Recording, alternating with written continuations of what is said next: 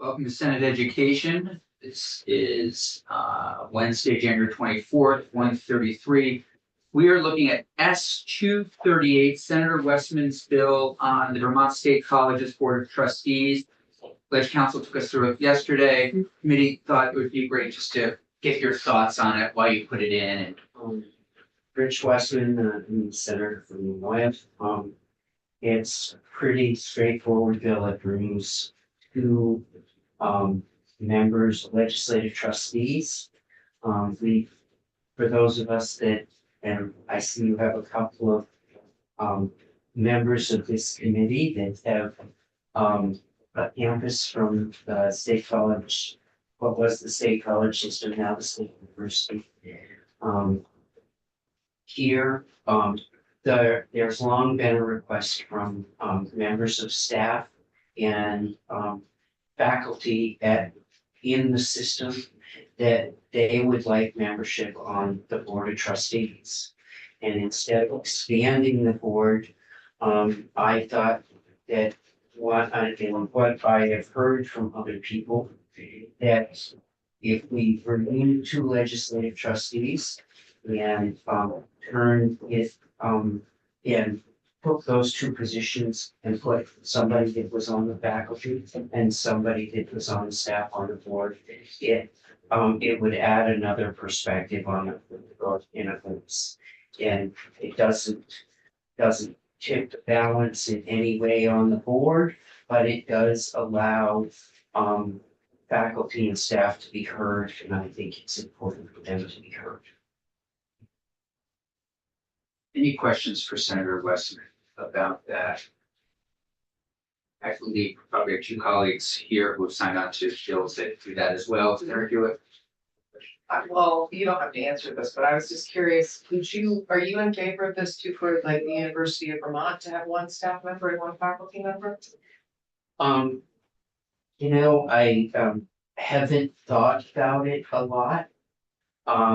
I can see in both instances where having another voice and the voice of faculty and the voice of staff is important, and if I know the university board is much larger than the board for the state university and the state college system. So I would look at that and say, I haven't thought about it in detail, but I look at it from that point of view and say, I don't think it could hurt. Okay, great. Is that something you want to pursue? You want the committee to pursue that? The only reason I'm asking is next week we have kind of dedicated, I think, that hour and change to start to look at boards and commissions. I think we're going to really pull this apart. We'll have the chancellor and folks in. If you want to hear from somebody at UVM, just let me know and we will.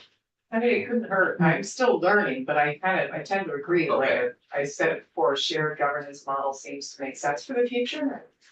Well, this is not asking in this particular case.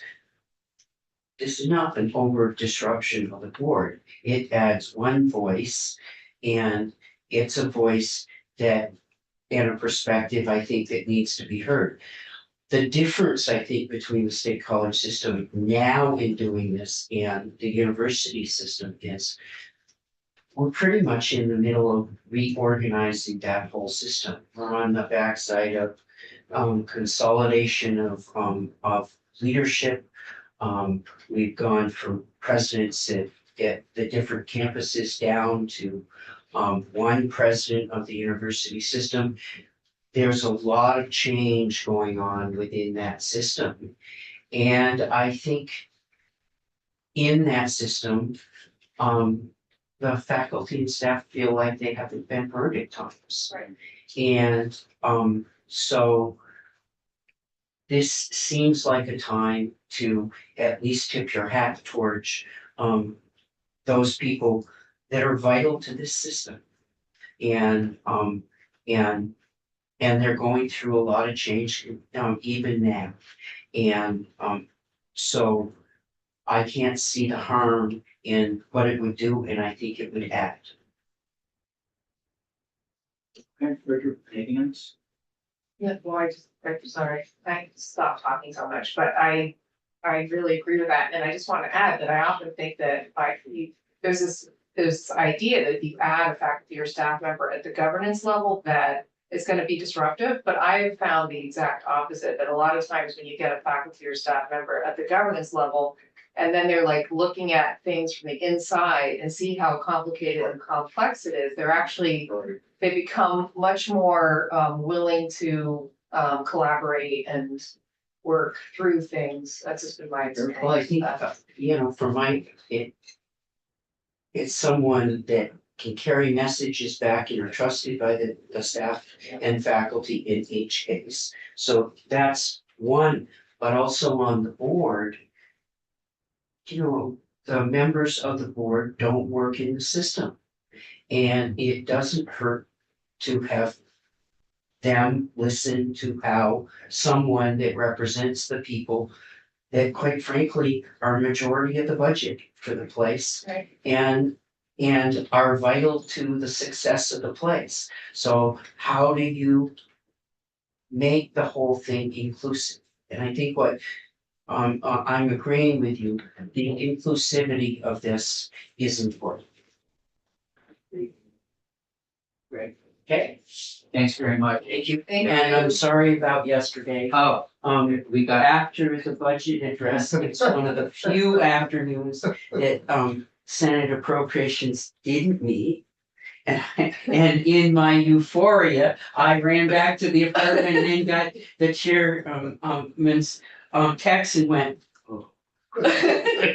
Like you're And saying, he did say, and I do have the text that says, "Don't worry about it, we'll have you tomorrow." Yes. So I didn't rush back. Yeah. Thank you. Good. thank you Yeah. very much. So committee, up on the board, I kind of summarized the things that we talked about yesterday, or sort of just highlighted them. Again, it's not a list that can't be erased, added to, subtracted, but fourth down, boards and commissions. We talked about it yesterday. I have given an hour and a half to it on Tuesday to hopefully just sort of either like pull the trigger on some of this stuff or not. One of the things I said before you came to this interview, like I was reading the committee members' reviews of my performance last year over the weekend, and I think one of the things people, in all seriousness, I do think one of the things we did talk about was, can we do some things in blocks of time? I, for one, sometimes feel, I felt last year, I felt like school security came up like so many different times, and it was very hard for me to kind of keep it all together, and other issues. So if we could just kind of think about some of these things as blocks of time and almost be close to done with it, and we'll see how it works next week. But I've done that for boards and commissions, where we'll look at state board, the board of trustees for the state colleges and UVM. And we'll have the chancellors and the folks in, and then maybe at the end, we'll know pretty much, are we gonna move in this direction or not, kind of work it out. Please. for clarity, is that list our priorities or? That was the list I took down yesterday. And I would say that's where my head is right now, but it's completely based on yesterday. So there's some things up there like, well, I'm just noticing libraries aren't up there. And we'll do stuff on libraries. So I can add that. Up there, is literacy up there, literacy? Tippy top. Oh, to be tough. Okay. I just wanna make sure. Keep going back and forth, Take absolutely. up S two oh two, no, wait, that's not it, although I'd be happy to take up S two oh two, but no, the state board 203. So that's boards and commissions. Oh, that's right. Yeah, and I have it listed on the agenda as S203 for Tuesday, Great, and S238, which is still, thank you. yeah, so I think yeah, please.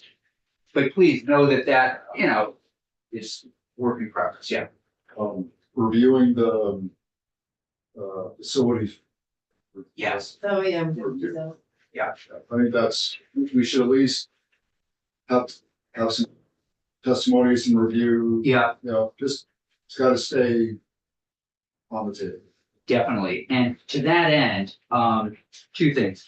The House is gonna send us a school construction bill. And your report, you have your last meeting Friday, Yeah. Yes, and then when will we have that, do you think?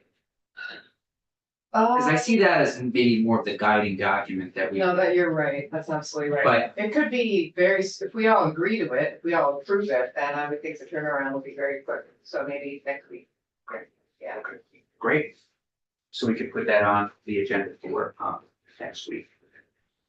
Great. Anything else, please? So, And I hear electronic devices and schools up there. S 216 and S 238. 238 is basically a component of 216. Is there an advantage of Oh, so it's a great question. I put 238 next week with 203 since they're connected. But I have not yet put on there, I'm gonna do it right now. I don't want everybody to get angry. I'll put, this was, higher ed administration, right? right.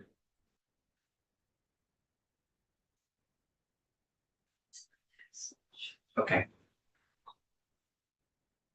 Okay. And again, it's work in progress, we'll pull things off, get things done, as quickly as possible. Okay, we're just waiting for Senator Lyons. But as we're waiting, I think the only other point of business for next week is Senator Bueller. Feel free to say no, would you be willing on Thursday to bring into the committee the edited version of your presentation? This Thursday is it? No, a week from, Thursday. Yes, You sure? Okay. Terrific, that is my homework. great. Senator Lyons, please join us. Oh, new faces, That is ironical. Yeah, I know, uh, friendly faces, it's great having you in here. thank you. And you're here to tell us about S 280. Your thoughts on it, and we'll shift to vesting changes. Okay, and I'll try to be quick and direct. For the record, Senator Jenny Lyons, thank you for having me in to consider S 280. This is a bill on adding in some language to cardiac emergency response planning for schools. And it will just make sure that schools train folks in CPR and have a plan that includes automated external defibrillator replacement and maintenance. Practice the plan, integrate with EMS folks so that there is a system of care for kids who are at school, especially think about kids, it could be anyone within the school at an athletic event. So just as some data that the Heart Association has provided indicating that cardiac arrest is the leading killer of school athletes. And cardiac emergency response plans can increase sudden cardiac arrest survival rates by 50% or more when you have trained lay responders. So the bill, it puts in place requests for schools to have a cardiac emergency response plan. And it's interesting, I received a letter from a constituent. Can I read that letter to you? So I've been working on some of these issues for a few years, several years. You'll find out how many, somewhat in here. But so some of the bills that we passed have put in place, and legislation we put in place in previous sessions have actually been helpful. And this letter comes from someone who was helped. Hello, Senator Lyons. I wanted to take a moment to express my gratitude to you for sponsoring the bill S 280 requiring schools to have cardiac emergency response plans. I'm not sure if you remember me, but I am a cardiac death survivor from South Burlington, Shelburne, and worked with you and so many others on the hands-only CPR legislation that was passed. For me, I was fortunate to have a strong chain of survival in place with my husband performing CPR, immediately followed with AED, automated external defibrillator application from the shelter and response rescue team. I will say it was 25 minutes of death, but also 25 minutes of survival and greatness from an amazing group of human beings whom I'm grateful for. Unfortunately, a strong chain of survival most likely does not exist in our Vermont schools, especially in rural areas. It's so important to move forward with implementing plans to ensure any youth who survives a cardiac arrest at a school or athletic event also has the best chance of survival. Anyone who suffers a cardiac arrest has the best chance of survival. Cardiac events are becoming more prevalent, many for unknown reasons, but to have a plan in place gives everyone better odds at surviving. We also need to somehow ensure our schools are training students in CPR application. It is so disheartening to see the law passed over a decade and students not having the ability to be taught. I was 38 years old at the time of my event, and 14 years later, so it was 14 years ago that she had her event, I'm continuing my volunteering and advocacy for the Heart Association, as I believe every heart matters. And again, thank you for all you do. So that's a letter from someone who has benefited from legislation that we passed, put forth in the past, and that was, trying to remember Tommy's last name. Watson. Tommy Watson, who's now grown and has children, so, who also helped pass that bill.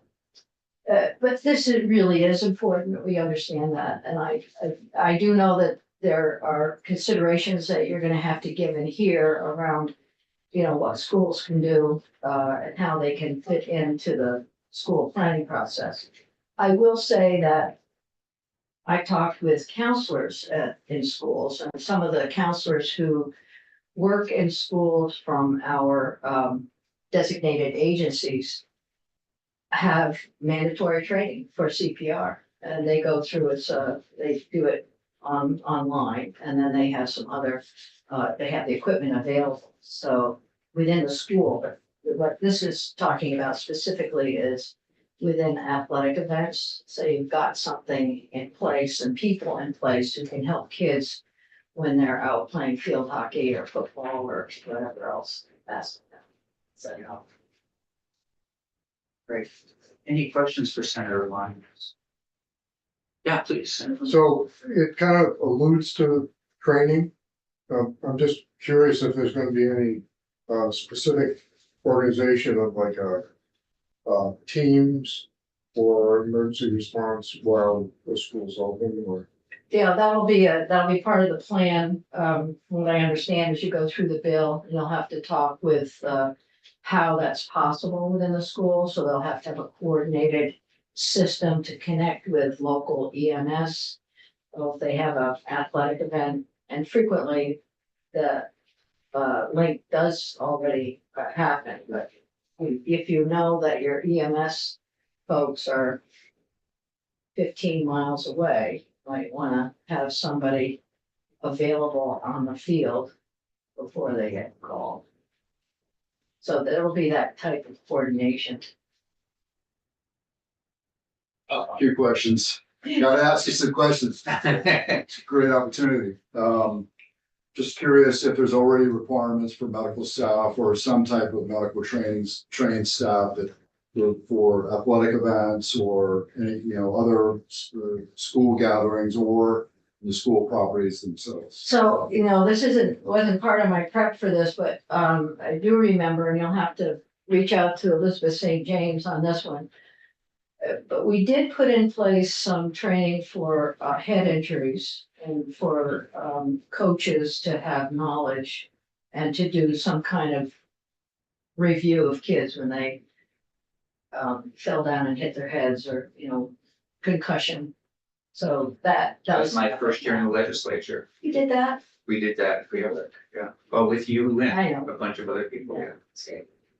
So there is some of the medical training does already happen There's not a requirement for a EMT or any other.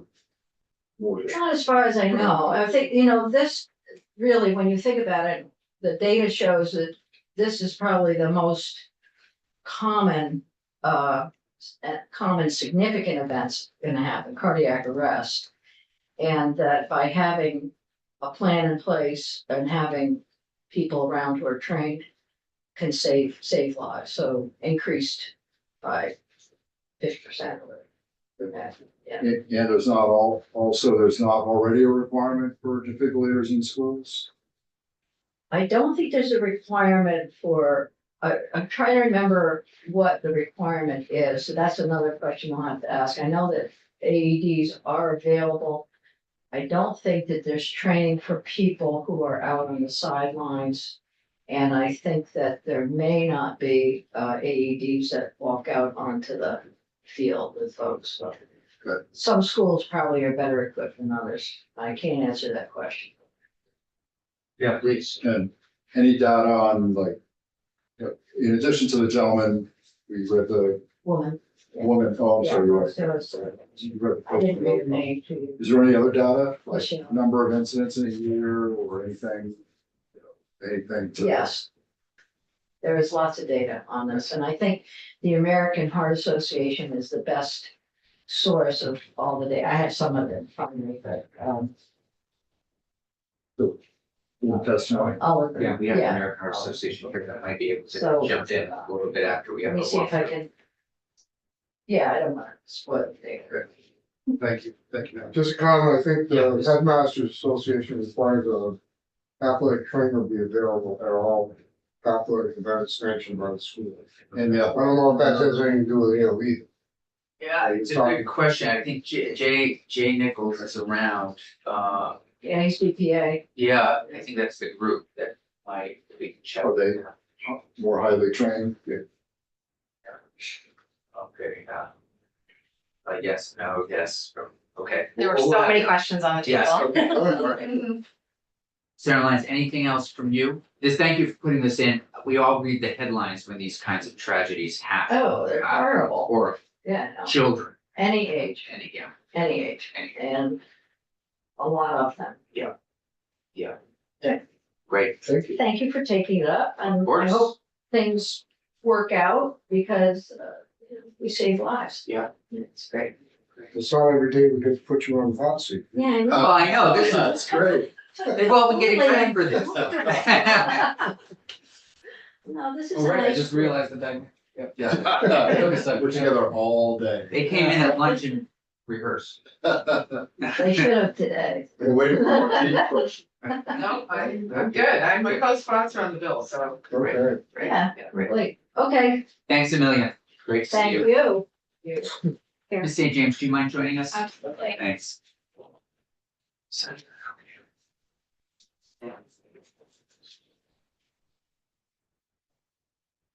It- I'll just say, I mean, it strikes me that the athletic director already does a lot of this stuff. But I think she's also specifically concerned about small rural schools that may not have an AD. So if you wouldn't mind taking us through it, as well as if you want to respond to anybody's questions that you heard that we need answers to, that would be great.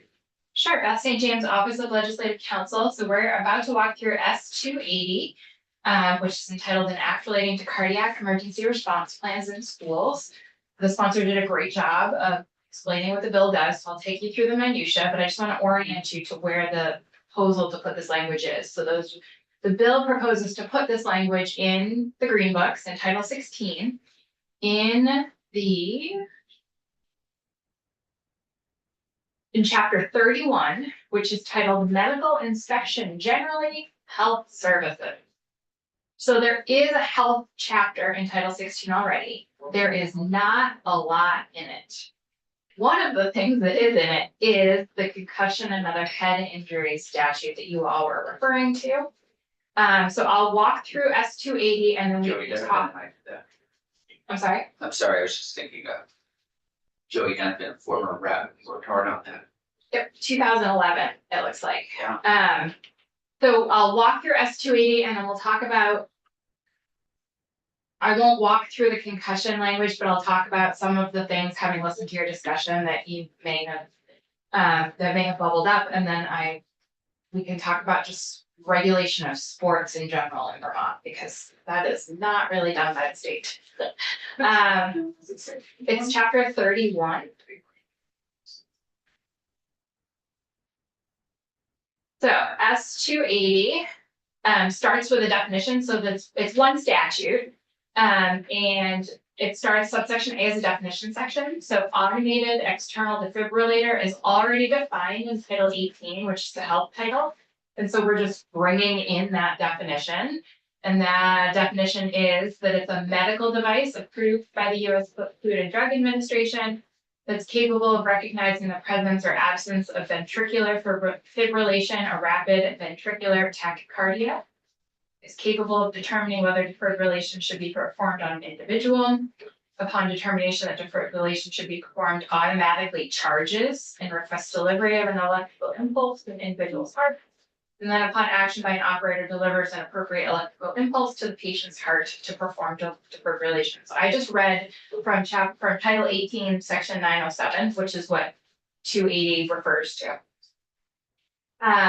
Definition of cardiac emergency response plan. There's a definition for high needs school, which if you choose to take this up, you may want to look at some of those provisions, and then a definition of sudden cardiac arrest. In the interest of time, I'm going to skip over walking through the definitions and just talk more about the plan itself, if that's all right with you all. So this bill requires each school district and independent school to develop a cardiac emergency response plan. You will notice that there is no qualifier in front of independent schools, so that sweeps in both approved and recognized independent schools. So they have to develop the cardiac emergency response plan that addresses the appropriate use of school personnel to respond to incidents involving an individual experiencing sudden cardiac arrest or a similar life-threatening emergency while on school grounds.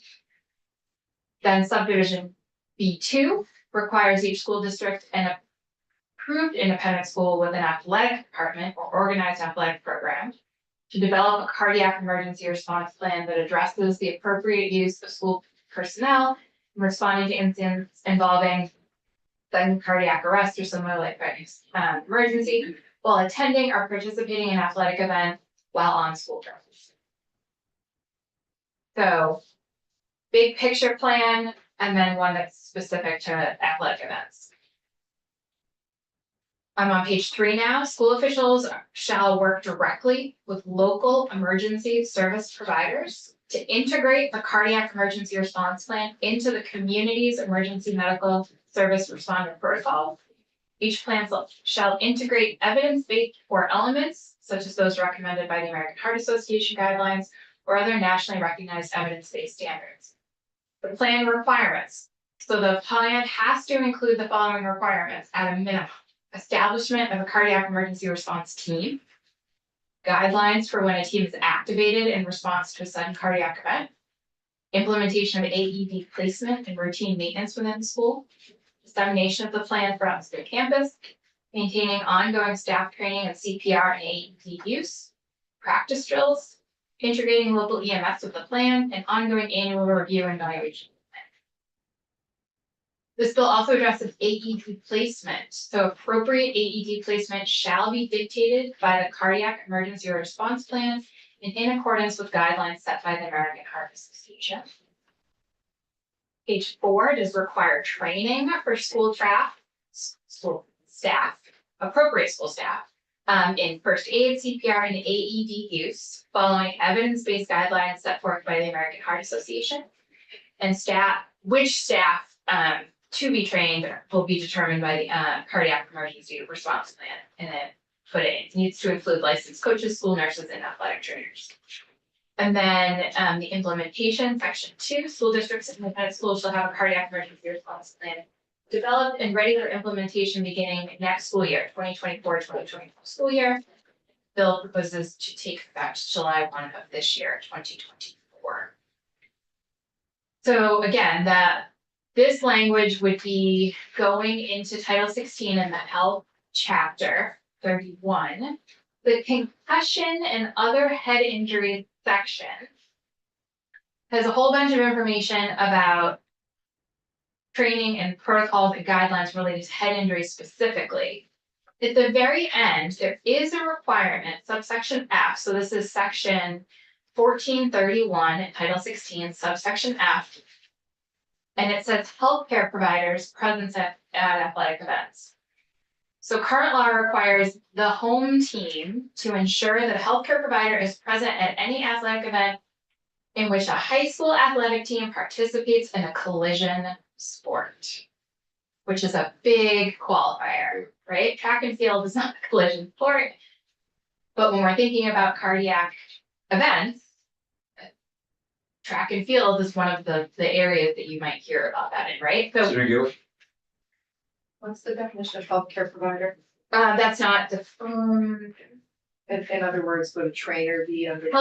so in this, used in this subchapter, so technically this definition would apply to S280 because S280, the way I drafted it, would put it basically right after this section. Healthcare provider is defined as an athletic trainer or other healthcare provider licensed pursuant to Title 26, who has within the preceding 5 years been specifically trained in the evaluation and management of concussions and other head injuries. Training pursuant to the subdivision shall include training materials, etc. So if you choose to take up S280, you may want to look at whether you need to add something to 280 or whether you want to broaden this definition, etc. Thank you. I interrupted you. I don't know where I was going. Well, we were definitely on. Yep, so just talking about there is a requirement at athletic events for a healthcare provider, but only in collision sports. And the definition of healthcare provider is perhaps limited. It's limited to someone who has within the preceding 5 years been specifically trained in the evaluation and management of concussions and other head injuries.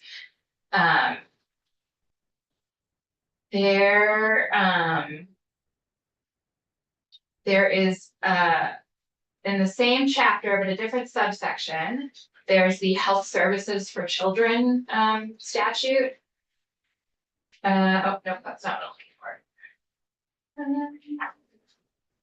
I don't think that's really there. So not every school has a school nurse on site at all times. And the regulation of athletic events it's really not in Title 16 at all. I think the concussion statute is as close as it comes. The Vermont Principals Association handles the regulation of athletic events. So I am not familiar with their regulation. I would suggest reaching out to them to find out if there's anything specific about health services at athletic events. But Title 16, beyond that concussion statute, does not already require what S280 is proposing.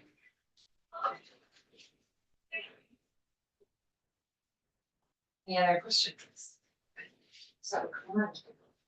Please. Which is, I know I'm the co-sponsor of this bill, but I do think if we're gonna take it seriously, we're gonna take it out. I might consider wanting to change the date, because it seems like July 1st, 2024 is aggressive, and we're learning more and more that like putting together a team of people is a little bit complicated and not always simple, and so. you know, Certainly learned that from school safety. Yeah, exactly. Yeah, good point, Senator. I was actually going to say the exact same thing. Totally support the underlying goal of this, but like with the red assessment teams, you know, Yeah. looking at establish a cardiac emergency response team and doing practice drills, and then also thinking back to what we heard at the very beginning of this session, which is, you know, every team, every practice drill law that we create does take time away from administration and teachers and staff. Yeah. You know, to follow these laws. And so, yeah, I am curious, I'd like to hear from schools as to what they're not doing right now, that's on this list. And, you know, to figure out what we can do that is the least burdensome for schools and staff that are already pretty burdened right now. Great, but I do support the idea. And it's gonna have a cost because it's got equipment, it's gonna have human resources in, implications. Yeah, because they may have 3 trainers on staff, but they got, now you got field hockey, you've got, track and field. Thank you. Is there, do you mind joining us? Sure. And just, the American Heart Association, welcome to that, first time this year, I know we saw you last year. I don't mean to put you on the spot, can you make the case for the bill a little bit? It's, I can make part of the case. All right, I'd yeah. love to have volunteers and experts to come in. but Yeah, I can absolutely. give you a general- I mean, we have a huge list behind you and up here of just things that we want to accomplish. Sure. It's gonna be challenging, without a doubt. Yeah, I think we all recognize it's extremely important. Yeah. So you could just say a few words, that'd be great. And Say a little specifically, if I something. may, back to Senator Weeks' question, numbers, stats that show we've got a problem here that we really need to So I fix. don't know if I have Vermont specific, but we Okay. have 23,000 kids every year that die of cardiac arrest. Wow. And then I think as Senator Lyons said, 40%. Sportsmen? Yeah. School. 40% of the cardiac arrests are athletes of young kids, school related. And I think, 40% to 23,000. I believe so, yes, but I'll come back to make sure. I don't want to misspeak. I think it's more accurate to say 40% of the cardiac arrests in kids are cardiac arrests that are athletic related at schools. I think what's good and bad is everyone, whether you watch football or not, because I'm not a big football fan, but I know about this. Damar Hamlin's cardiac arrest that happened during the Buffalo Bills game really brought attention to this, which was fantastic because everything right happened there. And that's not the case. And I can't remember which one of you senators brought up the rural aspect that's part of it. Not everybody has the same resources as others.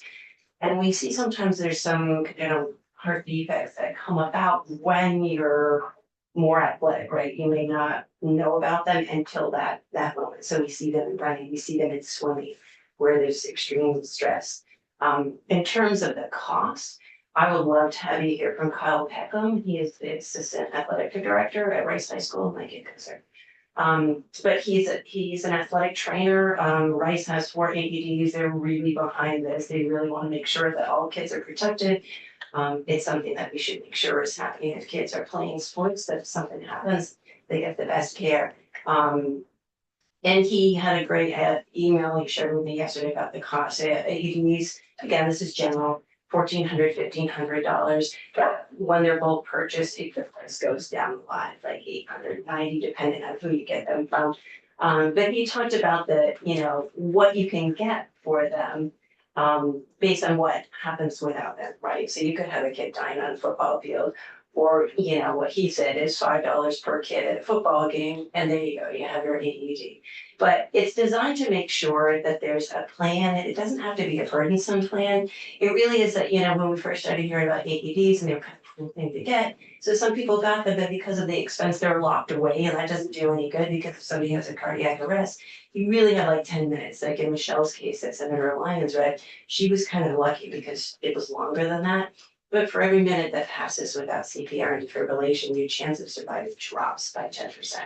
So you have this 10-minute window, and our guidelines are to have the AEDs near, so you don't have to go the 10 minutes to get it to save somebody, right? If it's so that they should be at the field, if there's a football game, field hockey game, or swimming, or what have you. So having them in schools and having them on fields. I don't know how many schools have them. I do not believe there is a requirement currently for AEDs in schools. There are requirements for CPR training for different staff. I think that Jay Pickles can answer some of the athletic requirements.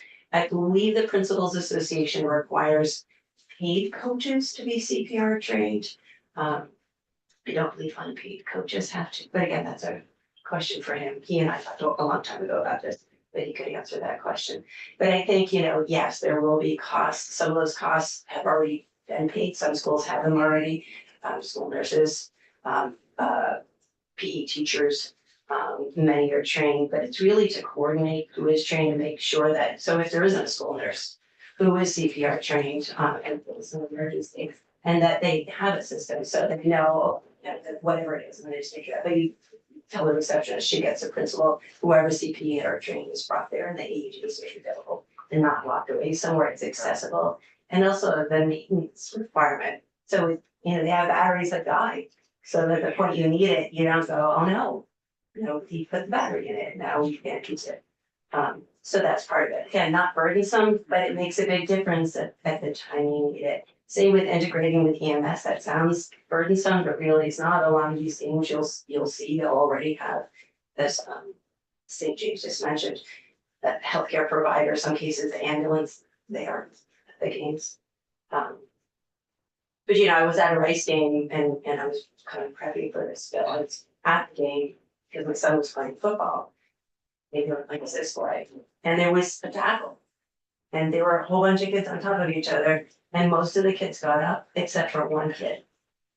And he was there for a long time, and I didn't have cardiac arrest, but I remember thinking to myself, good Lord, if you did, his chances were probably bad at that point.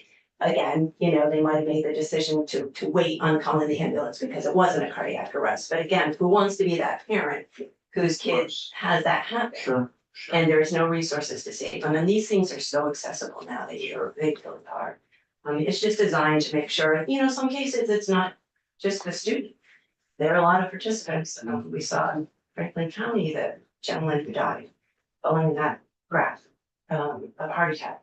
Emotions get high, stress gets high, or pays the price in some cases. So, and schools are places where people gather for other reasons as well, elections, community meetings and stuff like that. So having these on can make sense. Any final questions from the city? So, Yeah, please. If we were going to ask the coaches association or words to that effect about their training, maybe the referees too, because the referees and the coaches are always symbiotic.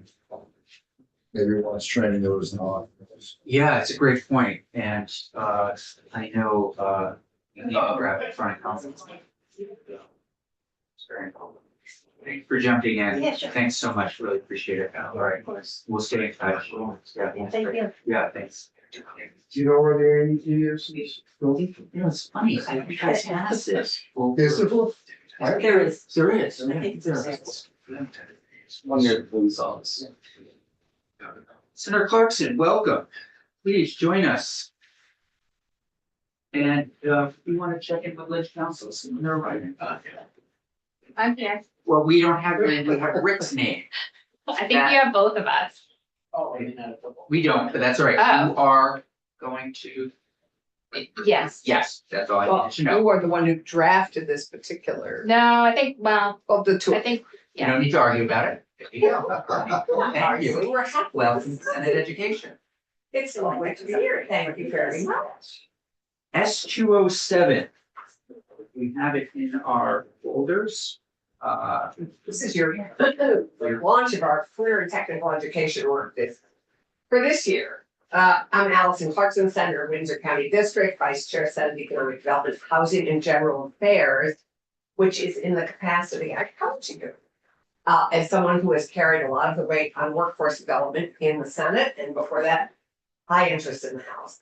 But Brian and I have introduced this together because it reflects the sort of joint jurisdiction of career and technical education. It's both a workforce priority for us in our workforce world that we work on in Senate Economic Development and in House and Congress. And it is obviously under your purview as career and technical education is such a critically important part of our education system. S207 really is a placeholder until we get the report from the Agency of Education, but I will tell you, it has been a long time in the coming. We have been prioritizing and wanting to iron out some of the huge challenges career and technical education face in our high school and middle school education system. We know it can no longer afford to be the stepchild of our secondary education system. For many of us, it's an integration of a lot of the things we address in this building. One of the ways, I really got excited about this as I learned how many of our students drop out at 16. if we can get them jazzed and excited about something before they're 16, if we can really get them engaged in thinking about a career in 7th and 8th grade, having them choosing to actually take classes in a specific skill set and in an area that's exciting them, so that by 9th and 10th grade, they've at least had some classes in that area, so that by 16, they're excited enough to stay in our education system and finish that career and technical education work if that's where they are. But we can't afford to have them dropping out. As Brian knows, Alice and I, the Alice Bithkin I had for many years, increasing graduation age to 18, I still strongly feel that we should be doing that. I think letting them go at 16 in this world is a disservice. And so this is a tiny piece of getting at that in some way. So this issue is broad and deep. What we're hoping for this year, because we're only here 4.5 months, if we really wanted to deal with the entire issue of career and technical education, we'd be here all year. But we have we for a couple of years pushed to get career and technical education evaluated more fully than it had been. And the wonderful APA recommendations from the we call it the APA report because I think a lot of people aren't ready to pronounce all the names, but it's Augenblick, Palik and Associates. And their report, I believe, came in last March or April. Is that right? And they did an amazing job reaching out and assessing our how we delivered, how we fund career and technical education. They looked at the whole 9 yards. Governance and funding is really what we wanted them to do. And they came back with a rockin' report, I think it's fair to say. I can't say that. Pretty great report. And Yeah, we had that joint hearing. yes, yeah, exactly. And so this, and then I believe the Agency of Education is taking that report and they will be coming to you with some of their recommendations. We're hoping they're coming to you sooner rather than later with their really with the recommendations on the financing piece first.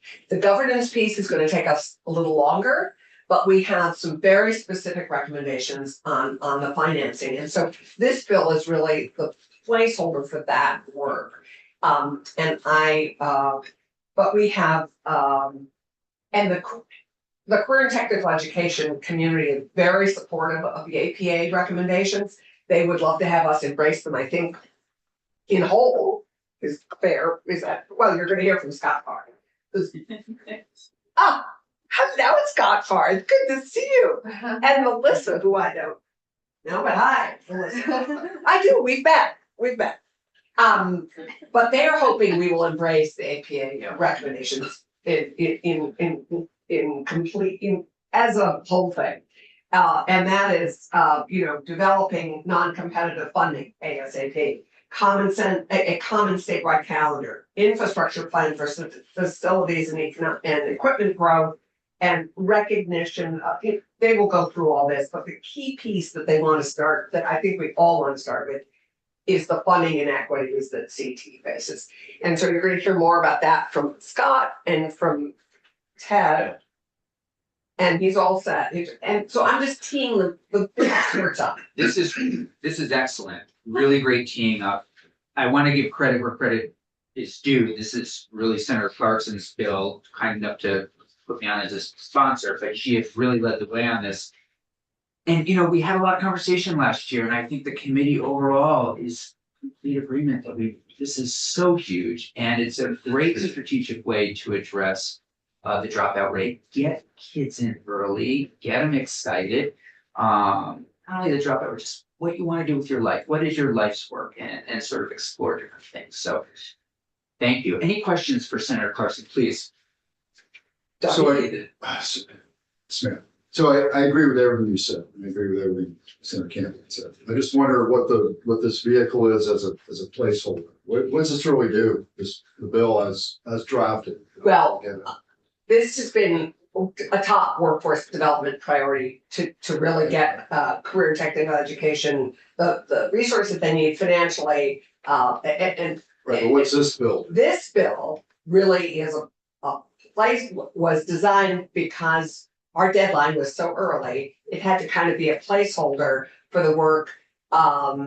A combination of both the APA recommendations, but the APA recommendations are being filtered through the Agency of Education's report, which is due to you February 1st.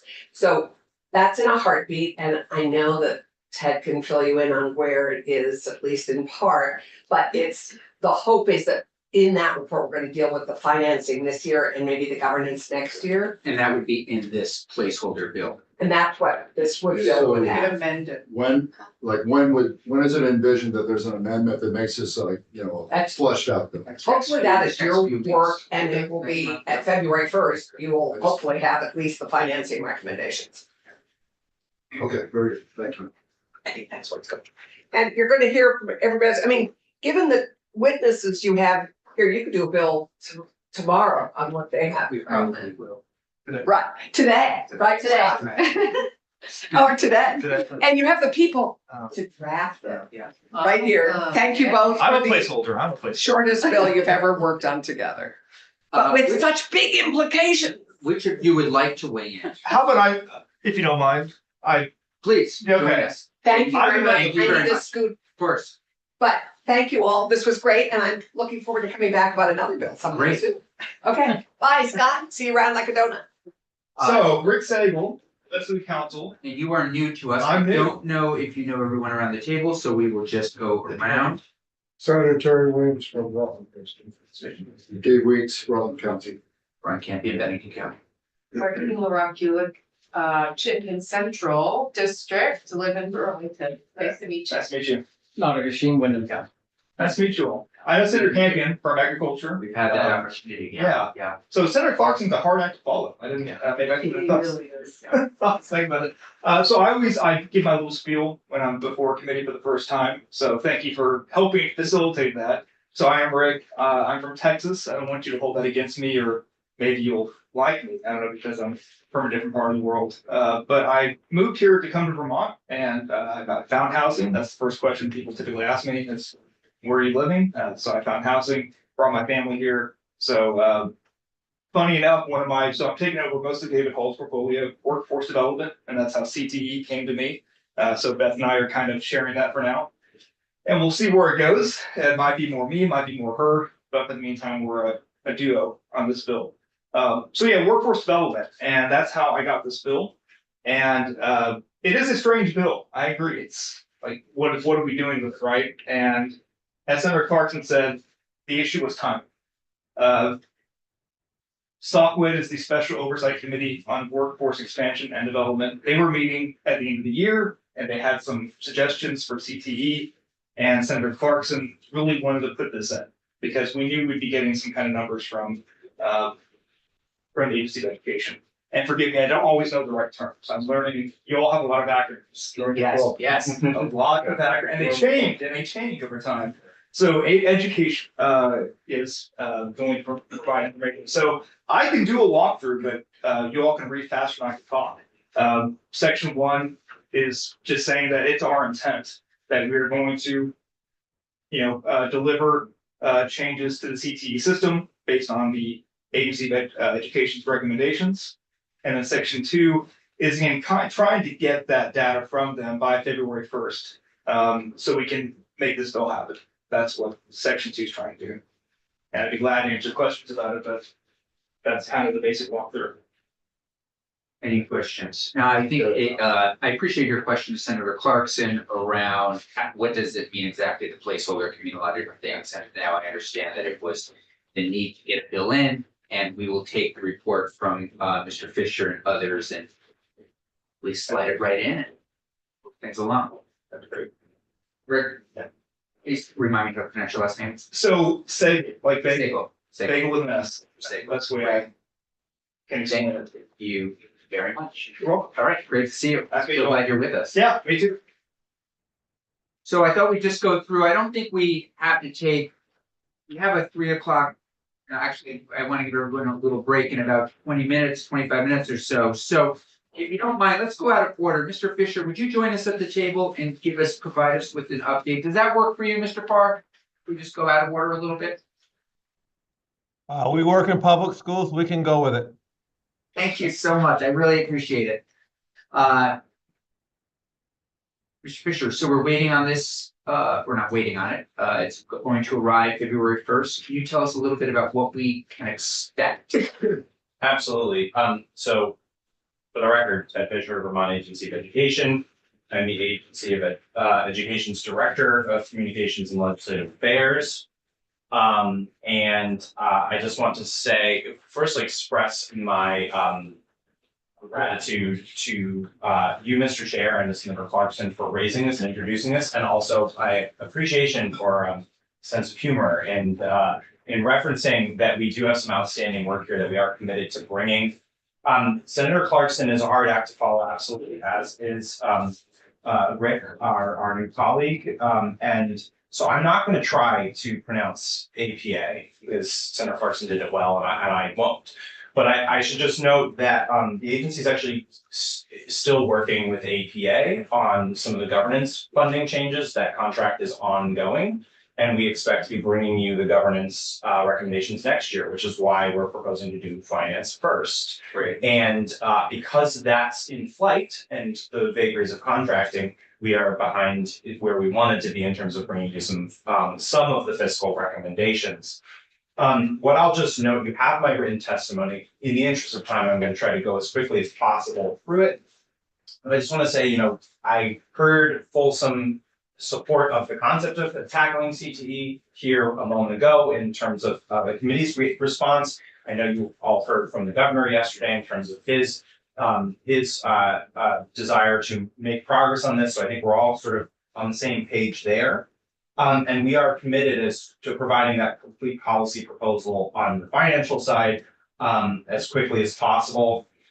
So just as you are hearing, we probably have more bills than we've ever seen. Yes. At least over the past, last year and this year. When are we gonna we expect this? Can we get it on February 1st? So I am going to work as humanly quickly to get you the February 1st deadline. Thank you so If I much. can't make it, I will communicate with you, Mr. Chair, in terms of that. We are working to have that. I really appreciate next it. week.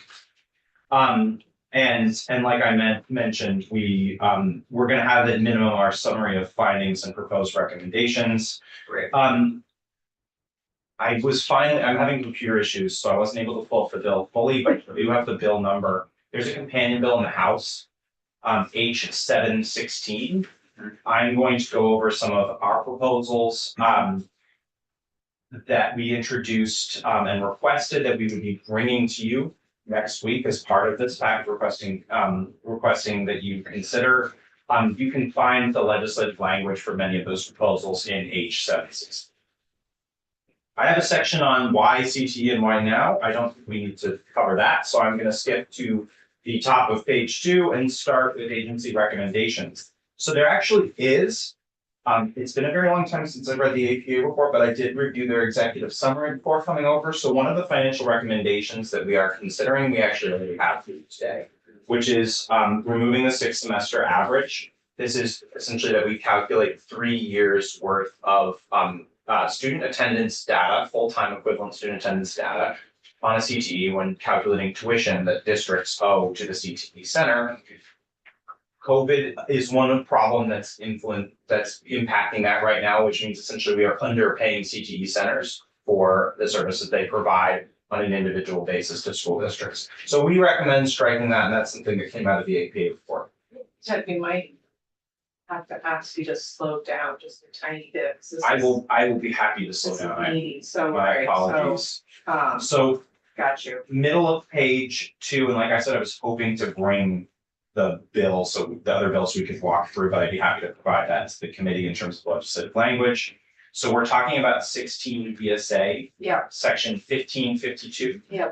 And we actually did provide the legislative council with some proposed language that amends the amends that section to use the actual FTE enrollment for the prior year. Okay, So we would say how many students from Happy Valley School District attended, Whistling Wind CTE Center, and then we would go from there in terms of basing our recommendation. That does align with one of the APA recommendations. So that's our first recommendation. awesome.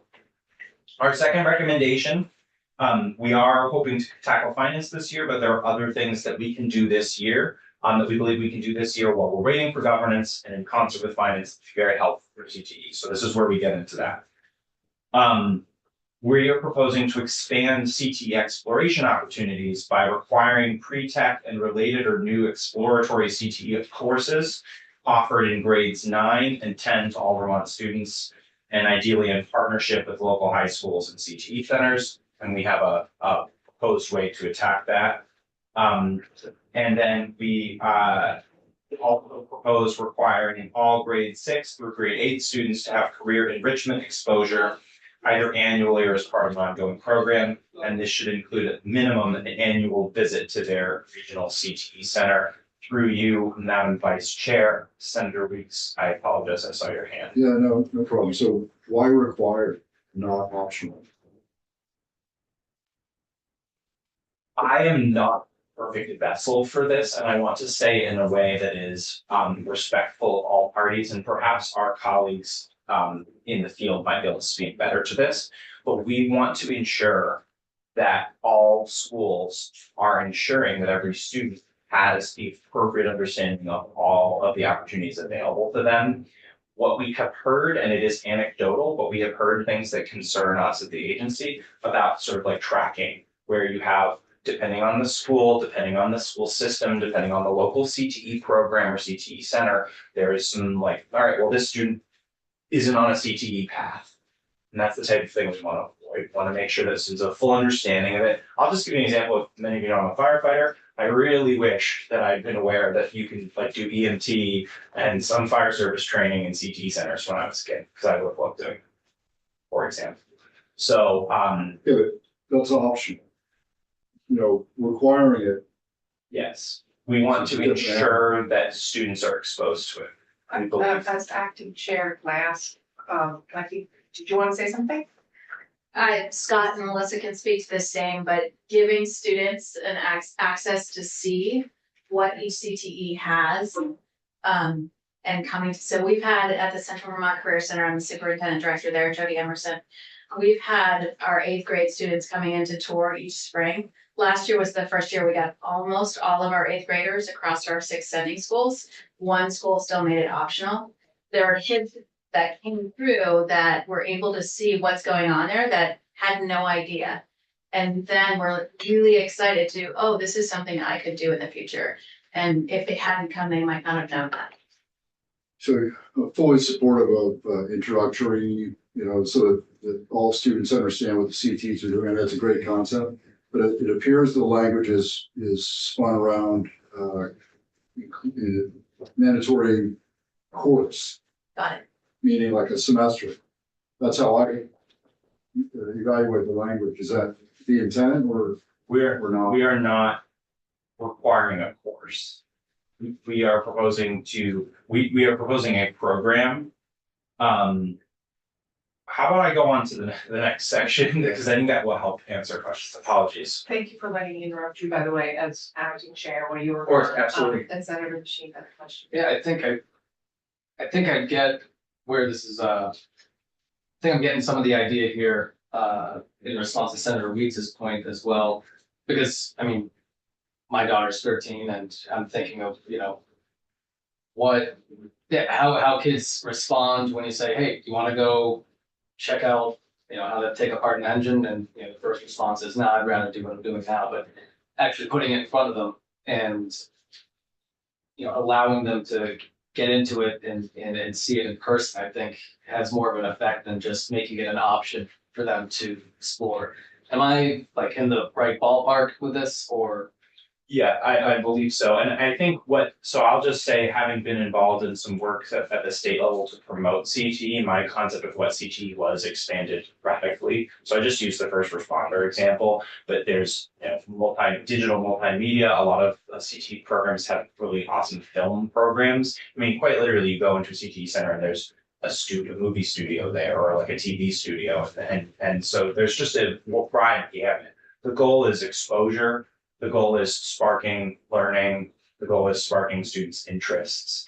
And I think a key thing, and I am not an educator and I don't run a CTE program, but I think I hope that my colleagues who do here would agree that a key thing is students all have their individual interests, right? And sometimes those interests don't match up with what they see in a traditional classroom. And so we have an opportunity to show them how broad learning is, and CTE is one part of that, right? I'm not saying that you don't experience how broad learning is in schools, because we fundamentally believe that at the Agency of Education, but CTE offers a whole other set of, sort of a whole other menu of options, as it were. Senator, please. I know we want to move on, but as we're talking, I am starting to think about some things, but I mean, this does seem to push up a little bit against the notion of required curriculum. It does seem like we're gonna require course in ninth and tenth grade To be offered, right? to be offered. So not every kid will have to take it, but it'll be a course that is required to exist in the school, right? I just want to point that out. And I don't know if you all have a template that's ready to go or. That's fantastic segue. If you don't, if you Okay, don't mind yes. by your leave, Mr. Chair. So you all are familiar, I believe, with the AOE's affection for model policies. So the next section is a model policy that in part is operationalizing this this requirement in the section before. Sorry, my policy proposal actually has it numbered by sections, and those changed multiple times as we kind of added and subtracted, but this does not. So in part talking about that. So we're proposing, as we did in several previous recent bills that we passed, including most recently Act 29 of last year, the school safety bill. What we're proposing is that you require us to create a model policy in consultation with the Commissioner of Labor to address following: the role of the CTE Center in providing career-focused education, how each supervisory union's career education and counseling policy practices align with CTE programs of study, how the supervisory unions will work with the CTE Center and other supervisory unions in the CTE region to develop common or joint courses and approaches to career development, career exploration, and CTE exposure, and a plan for meeting the requirements for both of the two items that I mentioned earlier. And so we don't see it as establishing a required curriculum so much as making sure that we will offer this model policy, but when SUSDs are doing their curriculum planning and doing their adoption of this policy, to making sure that there's that alignment, right? So there may be many opportunities within the currently established curriculum for there to be integration with CTE, and that's something that as each individual SU can figure out. And Mr. Pritchard, so we're going to have you back in on the second. Yes. To go through your letter, recommendations, all that kind of thing. So is this sort of a preview of what you're going to also tell us a little bit about on the second? This is very much a preview, yes. We thought it was important to I'm not, yeah, go ahead.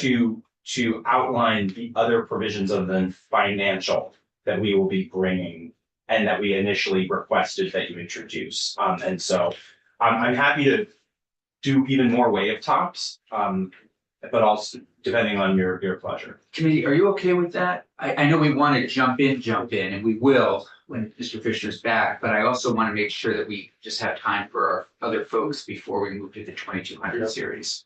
If it works for you, what I will do is just essentially, you have my written testimony, I will just list out the headings and make very rapid comments. Please. And then if you have a question and want to dive in, Please. I'm at your disposal. So I heard some mention of there is consideration of school construction. We have included some proposed intent language, which would just say that the General Assembly, when it restarts the school construction program, will include CTE centers because they are a very important part of the education landscape and they have many of the same facilities needs. We would like to add some CTE provisions to the State Workforce Development Board that allows them to do some important things like establishing common bell times within CTE regions, which is we can talk more about next week. We'd like to change the oversight and regulatory responsibility from the state board to AOE. This is in part not because AOE does a lot of that oversight work already, and in part you know, I know you've heard from the state board a little bit about capacity and their goals and intend to talk more about roles and responsibilities. So the consequential change here would be some edits to statute as well as retitling the rule series for CTE, which has not been updated in 2 decades. We would like to take a look at that.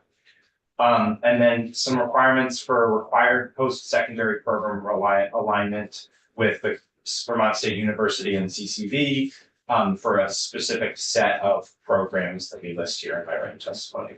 And that's it. And I appreciate the opportunity to come and appear before you. And just in closing, I will say, I have many colleagues who are far closer and have more expertise on the CTE as myself than myself, excuse me. And I know that Secretary Boucher would like to come and join you as well to speak on this. So we may be asking when we bring back our proposal for Secretary Boucher, and as yet to be determined cast of characters. But I very much appreciate Senator Clarkson's comments earlier about writing the bill today. We would like the opportunity to come back, share our proposals in more detail with you, and be part of that process more formally.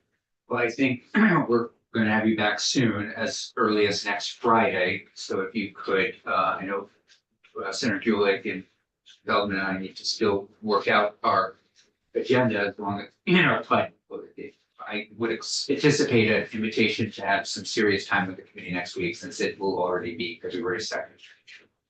That Mr. Farr, do you want to say a few words? Well, Yeah, we had a whole little bit worked out between the 3 of us. So I'm Scott Farr. I'm the superintendent director at the River Valley Technical Center. We've been talking about doing something with CTE since 2014, 3 studies, a bunch of different stuff. And here we are, I think, having a serious talk about it. And we're very, very excited about the possibilities. And it, like the senator said, we do generally think that the APA findings were on spot. That really, when the directors talked about our stance on the 10 recommendations, we felt pretty good about them. That really the thing we spent the most time is on the governance piece, which we thought we should be very thoughtful about that and look at the big picture. So, funding, we should do something because it's competitive in nature now. There's funding cliffs. There's all kind of turmoil in the funding system with competitiveness, and really we want to have a clear path to kids to realize their dream and what their career could possibly be, and not have administrative pieces that exist in government be a barrier to that. And hopefully we can do something about that as quick as possible. And Jody's going to talk about the statewide calendar. Yeah, you were referring to H716, I think, in your testimony, Mr. Fisher, and it would really benefit us, especially if they're going to require us to work with our sending schools around curriculum that lets kids see what's going on in CTE and what options they have. If we had a statewide calendar so that we were all on the same page, we could make sure we had professional development time together. I think you remember, probably all of you were here last year, so last year when I came and talked about that, what we do in CTE is our teachers meet together across the state, because those are our departments. It's a statewide piece. And so all of the auto teachers meet together. And right now, the way that we do that is they leave school, they leave the kids in their programs, and we put a sub in there, and they go and meet together to improve their work.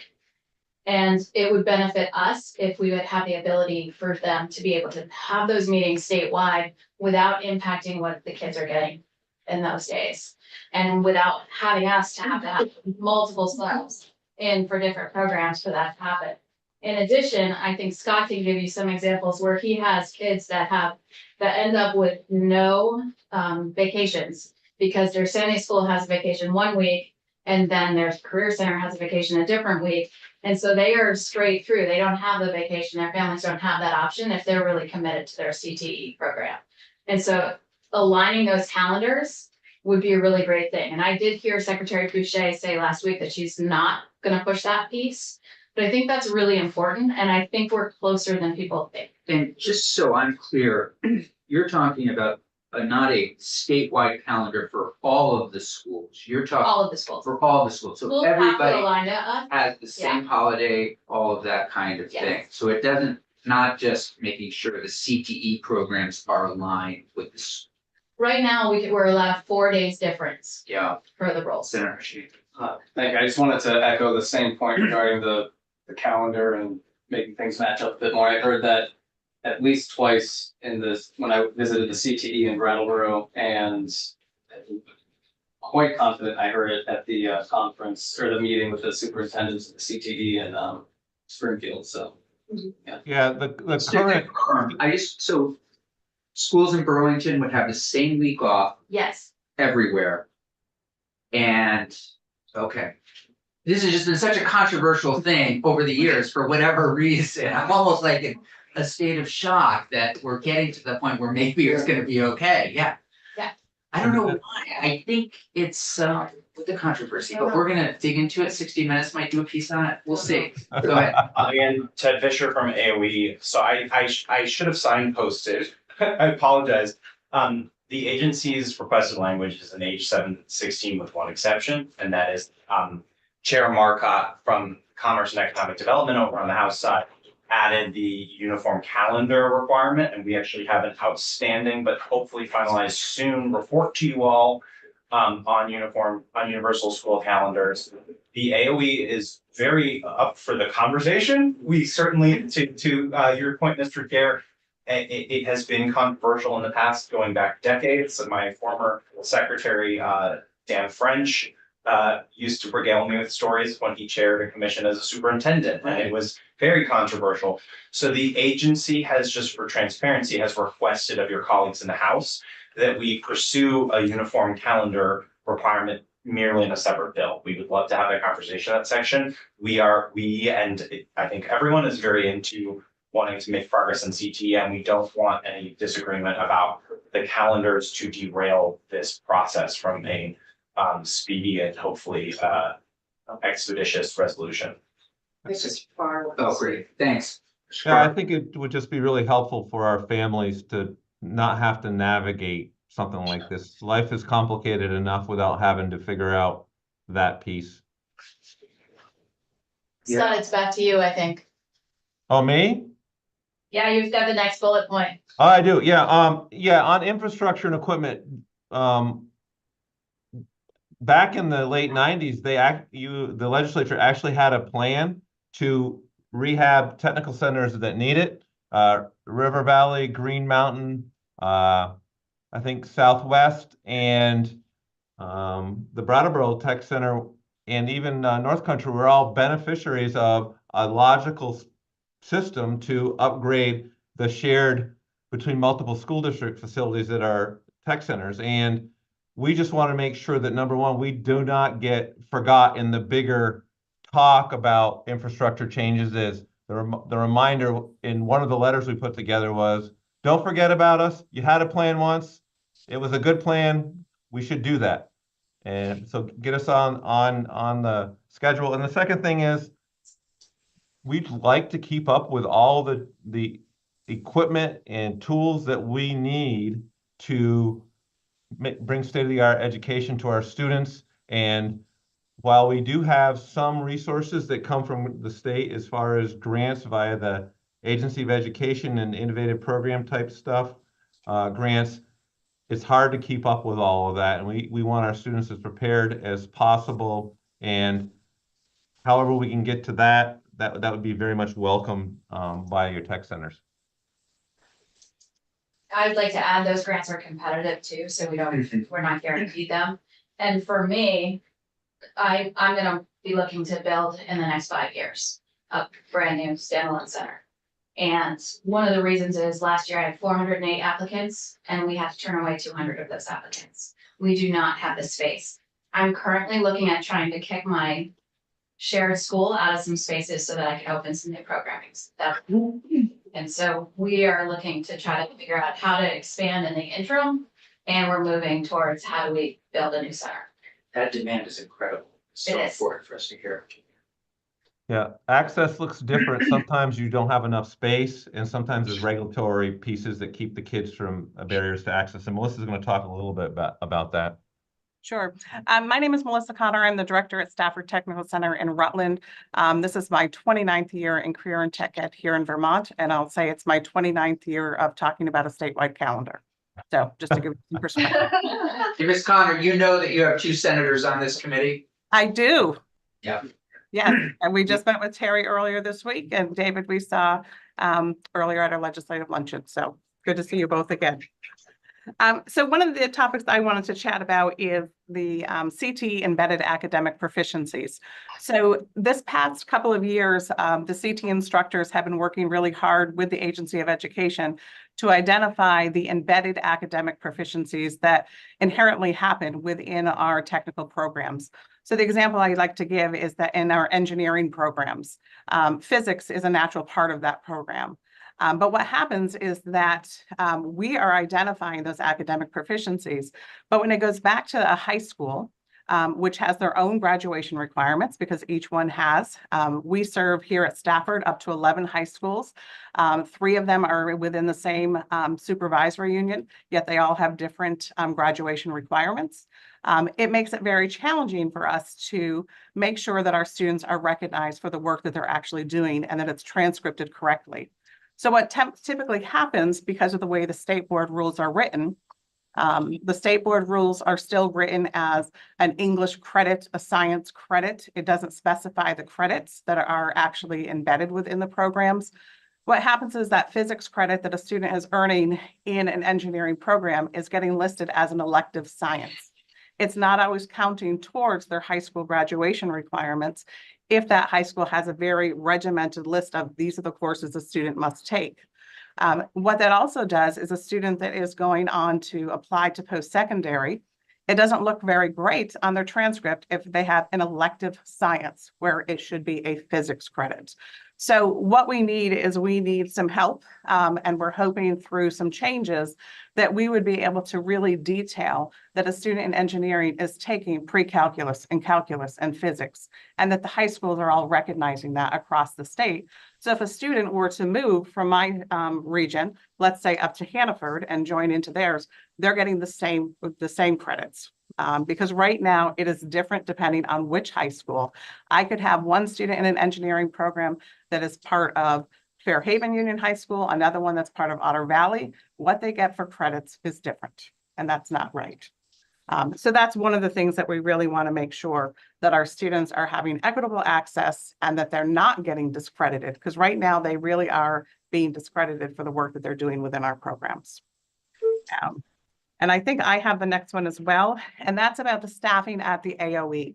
So again, I mentioned I've been here for 29 years and I've seen very different configurations of the Agency of Education in the career and tech world. When I first began, every single program area had their own content specialists, and then it moved to a cluster model. Now we have 3 full-time staff members that are serving all of the administrators and all of the instructors. And the challenging part for them is our federal requirements are becoming more and more rigorous. The expectations for our students and their performance levels are becoming more rigorous. What's challenging is that our AOE team of 3 has the same responsibilities to the federal government, to the Department of Education, as a CTE team that comes from Texas or California, which is much larger. So their capacity is really maxed out, meeting those federal requirements.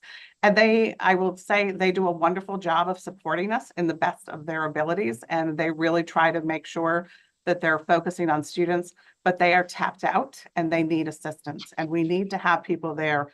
You know, we talk about the curriculum work that, we're doing. Right now, we're having to contract out and we're using joint funds from the Directors Association in the state, as well as AOE funds to do that. We should have somebody on staff full-time at the AOE that is directing that curriculum work so that all of our centers are getting the same support. The model that we're doing right now is that if you have extra funds in your Perkins grant and you can hire someone to handle the curriculum in your center, you're at an advantage. But if you're a smaller center that doesn't receive as much Perkins funding, you're at a disadvantage because you don't have the funds to hire somebody to really focus on that.